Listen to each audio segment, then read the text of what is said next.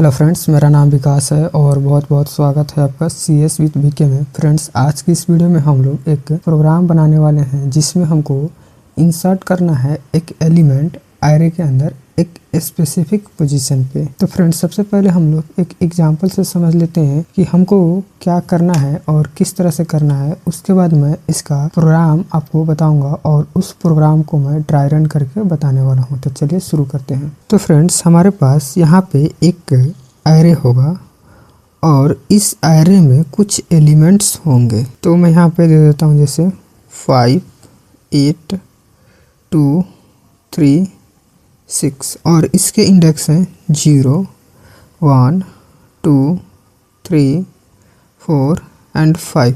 इस एरे का total size है 6 और इसमें टोटल एलिमेंट्स हैं 5। अब हमको इसमें एक नया एलिमेंट ऐड करना है किसी एक स्पेसिफिक पोजीशन पे। जैसे हमको न्यू एलिमेंट 9 ऐड करना है पोजीशन 3 पे, यानी इस एरे का पोजीशन कौन सा 3 है, ये वाला पोजीशन। इस पोजीशन पे मुझे एक न्यू एलिमेंट ऐड करना है 9। तो अगर हम लोग इसमें डायरेक्ट 9 ऐड कर दें तो ये हमारा 2 जो है वो लॉस हो जाएगा। तो हम लोग इस तरह से डायरेक्ट नहीं कर सकते हैं। तो इसको करने के लिए फ्रेंड्स, हमको क्या करना होगा, इस एरे के एलिमेंट को यहाँ से जो इसके बाद में जो आपको डेटा दिख रहा है इसको हमको शिफ्ट करना होगा। यानी 6 को मुझे शिफ्ट करके लाना होगा यहाँ, 3 को शिफ्ट करके लाना होगा यहाँ, 2 को शिफ्ट करके लाना होगा यहाँ। अब हम लोग इस 9 को इस पोजीशन पे हम लोग आराम से ऐड कर सकते हैं।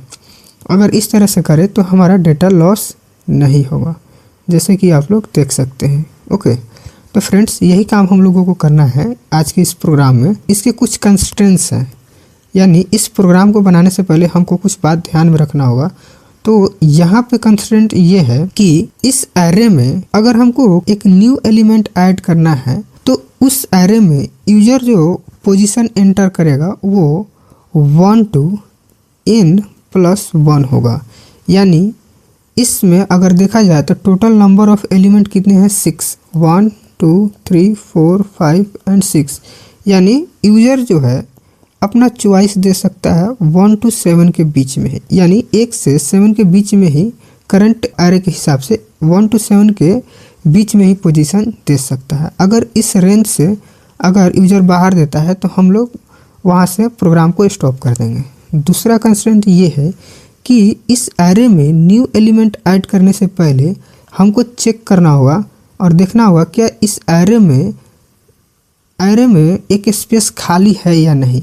अगर इस एरे का टोटल साइज है 6 और हमने इसमें टोटल 6 एलिमेंट ऐड कर लिया है तो हमारे पास इस एरे में स्पेस नहीं है, तो हम लोग इसमें न्यू एलिमेंट ऐड नहीं कर सकते हैं। लेकिन अगर हमारे एरे के साइज यहाँ पे 7 है और टोटल नंबर ऑफ एलिमेंट हमने 6 डाला है, तो अगर हम लोग चाहें तो इसमें अभी एक एलिमेंट ऐड कर सकते हैं। यहाँ पे मिनिमम एक स्पेस खाली होना चाहिए, एरे का स्पेस मैक्सिमम कितना भी आगे खाली हो सकता है। तो उम्मीद करता हूँ फ्रेंड्स कि ये आपको कंसेप्ट समझ आया होगा कि हमको करना किस तरह से।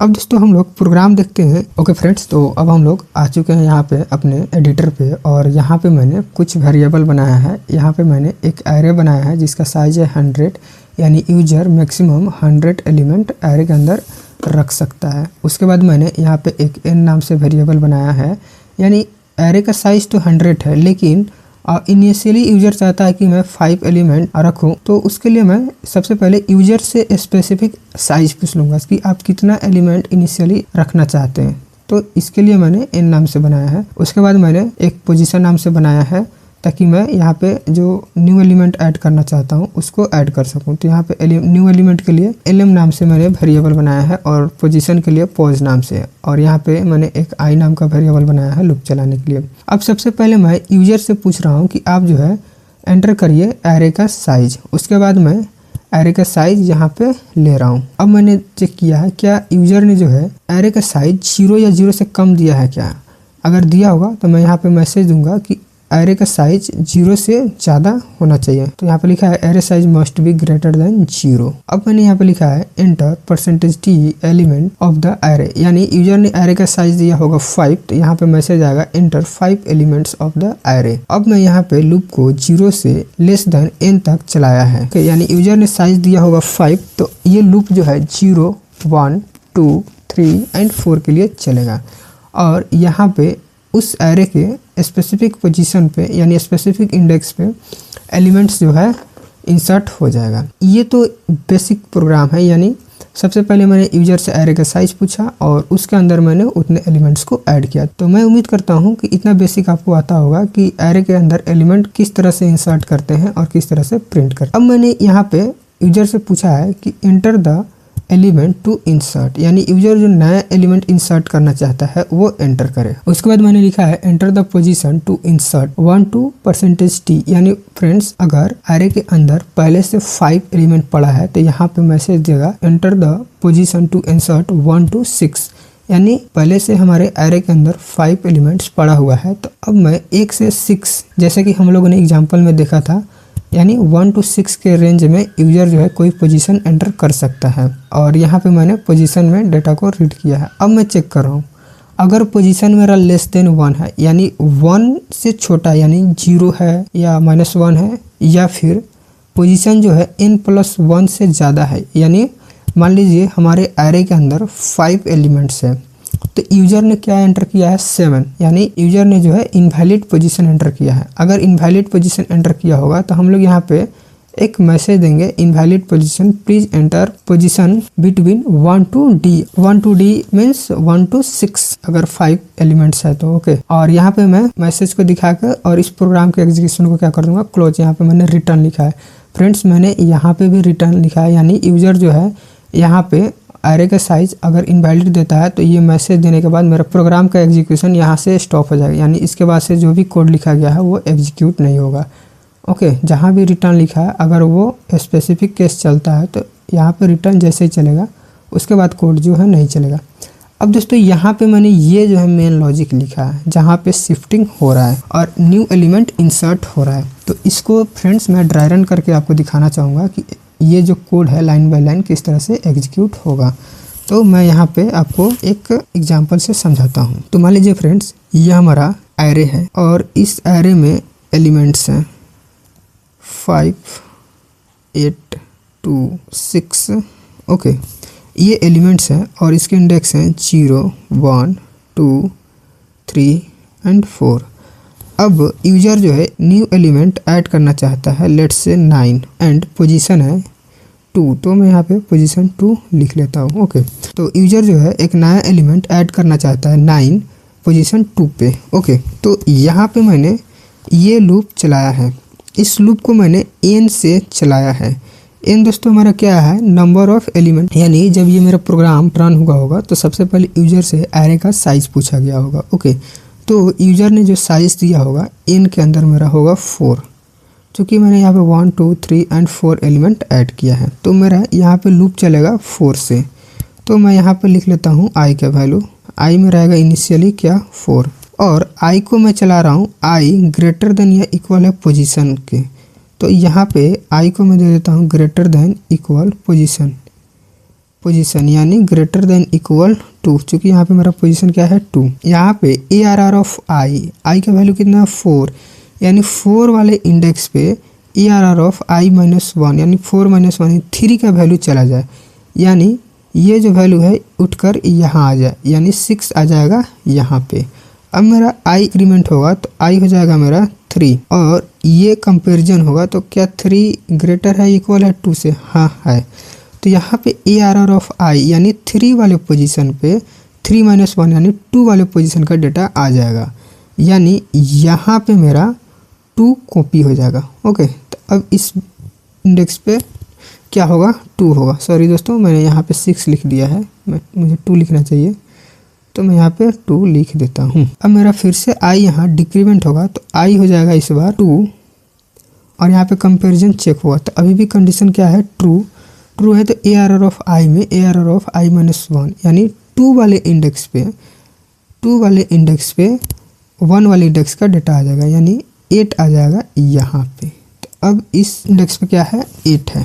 अब फ्रेंड्स यहाँ पे आई मेरा डिक्रीमेंट होगा तो आई हो जाएगा 1 और ये कंडीशन जो है मीट नहीं कर पाएगा, फॉल्स हो जाएगा, यानी ये लूप मेरा क्या हो जाएगा टर्मिनेट हो जाएगा। अब मैं यहाँ पे यानी इस पोजीशन 2 पे मैं कोई भी एलिमेंट ऐड कर सकता हूँ। तो मैंने यहाँ पे लिखा है ए एरर ऑफ पोजीशन -1, यानी इस पोजीशन का इंडेक्स क्या है 1, यूजर ने दिया है 2, ओके। तो 2 - 1 क्या होगा 1। तो इस इंडेक्स पे मेरा 9 जो है अब इंसर्ट हो जाएगा। तो फाइनली मेरे एरे का डेटा होगा 5, 9, 8, 2 एंड 6। उसके बाद यहाँ पे मैंने एरे के एलिमेंट्स को प्रिंट किया है। यहाँ पे मैंने आई को 0 से चलाया है और आई को i <= n चलाया है, i++ किया है, ओके। क्योंकि यहाँ पे इस एरे में यूजर ने सबसे पहले n का साइज दिया था 4, तो 4 दिया था। तो अब जैसे ही मैं यहाँ पे एक न्यू एलिमेंट ऐड करूँगा तो एरे का साइज अब हो जाने वाला है 5, यानी लूप चलना चाहिए 0 to 5। तो मैं यहाँ पे ऐसे कर सकता हूँ कि यहाँ पे एक एरे ऐड होने के बाद मैं n के वैल्यू को इंक्रीमेंट कर सकता हूँ और यहाँ पे <= को हटाकर <= लिख सकता हूँ, या फिर <= अगर इक्वल यहाँ पे लिख रहा हूँ तो मैं यहाँ पे n को इंक्रीमेंट नहीं कर रहा हूँ। तो उम्मीद करता हूँ कि ये आपको ड्राई रन समझ आ गया होगा। अब मैं इस प्रोग्राम को एक बार कंपाइल एंड रन करके दिखाता हूँ। तो मैं यहाँ पे कंपाइल रन पे क्लिक करता हूँ। तो यहाँ पे जैसे कि सबसे पहले मुझे पूछा जा रहा है एरे का साइज़, तो यहाँ पे मैं दे देता हूँ एरे का साइज़। यहाँ पे मुझे बोला जा रहा है कि आप जो है 5 एलिमेंट्स एरे के अंदर ऐड करें। तो मैं यहाँ पे सिंपली सीरीज में दे देता हूँ 1, 2, 3, 4 एंड 5। मैंने 5 एलिमेंट्स दे दिया है। अब यहाँ से पूछा जा रहा है कि enter the element to insert, यानी मुझे जो न्यू एलिमेंट इंसर्ट करना है मैं वो दूँ। तो मैं यहाँ पे लेट से दे देता हूँ 8।